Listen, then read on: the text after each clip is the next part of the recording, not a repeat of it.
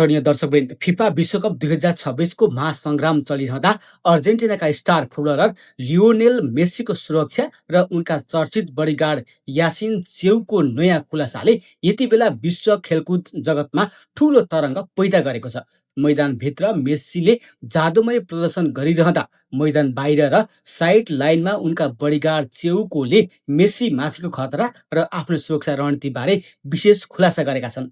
विश्वकपको खेल चलिरहँदा रङ्गशालामा लाखौँले बल र मेस्सी हेर्छन्, तर मेस्सीका बडीगार्डले किन कहिले पनि खेल र बल हेर्दैनन्? के मेस्सीको सुरक्षामा केवल एकजना यासिन चेउको मात्र छन् कि पर्दा पछाडि 50 जनाको विशेष कमान्डो टोली खटिएको छ? अमेरिकी सेना र एमएमए फाइटको रिङमा तहल्का मचाएका यासिन कसरी मेस्सीको व्यक्तिगत बडीगार्ड बन्न पुगे? लियोनेल मेस्सीले आफ्नो बडीगार्ड यासिनलाई कुन ऐतिहासिक पुरस्कार हातमा थमाउँदै जिस्केर सर्वोत्कृष्ट बडीगार्ड अवार्ड घोषणा गरेका थिए त? मेस्सीको छाया मैदानमा खेल, साइड लाइनमा मानव ढाल। मेस्सीका व्यक्तिगत बडीगार्ड यासिन चेउको सामाजिक सञ्जालमा समेत निकै भाइरल र लोकप्रिय नाम हो। हालै दिएका केही विशेष अन्तर्वार्ताहरूमा चेउकोले आफूले मेस्सीको सुरक्षाका लागि कसरी काम गर्छन् भन्ने रोचक तथ्य बाहिर ल्याएका छन्। विश्वकपका खेलहरू चलिरहँदा रङ्गशालामा लाखौँ मानिसहरू मेस्सीको खेल र बल निहालिरहेका हुन्छन्, तर चेउकोले भने आफूले कहिल्यै बल र खेल नहेर्ने बताएका छन्। विश्वकपको खेल अवधिभर म कहिले पनि म्याच वा बल हेर्दिनँ। मेरो आँखा केवल लियोनेल मेस्सी वरपरका खेलाडी र संवेदनशील क्षेत्रमा मात्र केन्द्रित हुन्छ, चेउकोले खुलासा गरेका छन्। मैदानको कुना कुनामा मेस्सी कुद्दासँगै साइड लाइनमा उनको छाया बनेर कुद्ने चेउकोले यो हाइपर भिजिलेन्स अत्याधिक सतर्कता शैलीलाई फ्यानहरूले निकै रुचाएका छन्। एमएमएको रिङदेखि अमेरिकी सेनासम्म यासिनको खतरनाक पृष्ठभूमि। मेस्सीको रक्षाका लागि मैदानको साइड लाइनमा चितुवा जसरी कुद्ने यासिन चेउको कुनै साधारण सुरक्षाकर्मी होइनन्। उनी एक व्यावसायिक मिक्स्ड मार्शल आर्ट्स फाइटर र बक्सिङ खेलाडी हुन्। उनले थाइल्यान्डमा बक्सर र एमएमए फाइटरका रूपमा कैयौँ व्यावसायिक फाइटहरू लडेका छन्, जहाँ उनले आफ्नो नन स्टप आक्रामक शैलीका लागि परिचय बनाएका थिए। त्यति मात्रै होइन, यासिन अमेरिकी सेनाको विशेष कमान्डो टोली युएस नर्वे सेल्समा आबद्ध भई इराक र अफगानिस्तानको युद्ध मैदानमा समेत खटिएका अनुभवी सैनिक हुन्। मार्शल आर्ट्सको खतरनाक सिप, कमान्डो तालिम र युद्धको मैदानको अनुभवकै कारण डेभिड वेकहाम र इन्टर मायामी प्रशासनले मेस्सीको सुरक्षाको कमान्ड सम्हाल्न यासिनलाई छनौट गरेको थियो। 50 जनाको गुप्त विशेष कमान्डो टोलीको नेतृत्व। मैदानमा मेस्सी कुदिरहँदा हामी केवल यासिन चेउकोलाई मात्र देखिरहेका हुन्छौँ, तर वास्तविकतामा योभन्दा धेरै गुणा ठुलो र अचम्म छ। मेस्सीको सुरक्षाका लागि यासिन चेउक एक्ला छैनन्। उनले 50 जनाको एउटा विशेष र अत्याधुनिक कमान्डो टोलीको नेतृत्व गर्छन्।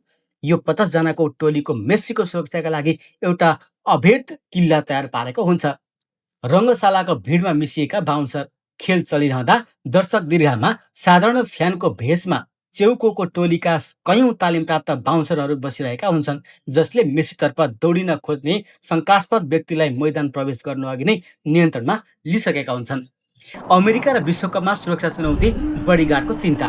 चेउकोले अमेरिका र ठूला प्रतियोगिताहरूमा सुरक्षाको चुनौती युरोपको तुलनामा निकै फरक र चुनौतीपूर्ण रहेको बताएका छन्।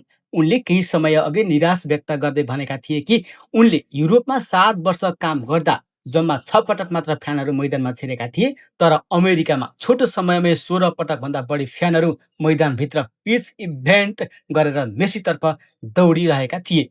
यही तीव्र फ्यानका क्रेजका कारण विश्वकप जस्तो महाकुम्भमा मेस्सीको सुरक्षालाई लेकर र सुरक्षा सञ्जाल निकै तनाव गरेको देखिन्छ।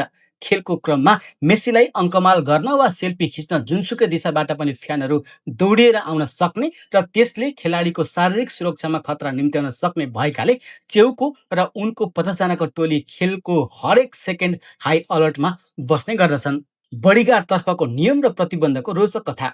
चेउको मेस्सीको सुरक्षामा यति आक्रामक रूपमा प्रस्तुत हुन्छन् कि कहिलेकाहीँ उनी आफै विवाद र प्रतिबन्धमा पर्ने गरेका छन्। मैदान प्रवेशमा प्रतिबन्ध। सन् 2025 को लिग कपमा एउटा खेलपछि खेलाडीहरू बीच विवाद हुँदा चेउको बिना अनुमति मैदानभित्र पसेर विपक्षी खेलाडीलाई धकेलेका थिए। त्यसकारण पनि उनलाई उक्त प्रतियोगिताका प्राविधिक क्षेत्रहरूमा बस्न प्रतिबन्ध लगाइएको थियो। नियमको घेरा।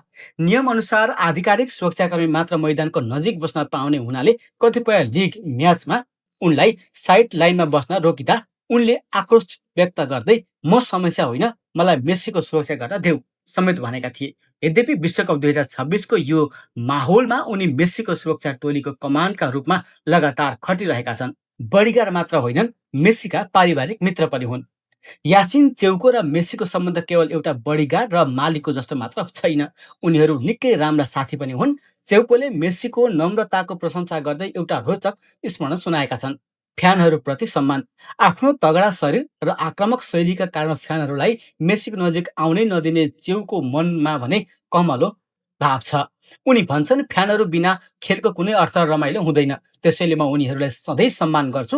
मैदानभित्र दौडिएर आउनेहरू प्राय साना केटाकेटी हुन्छन्, मेस्सीसँग केवल एउटा सेल्फी खिच्न चाहन्छन्।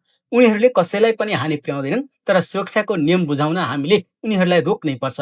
कतिपय अवस्थामा चेउको आफैले ती साना फ्यानहरूलाई मेस्सीसँग सेल्फी खिच्न वातावरण मिलाइदिएका भिडियोहरू पनि भाइरल बनिरहेका छन्।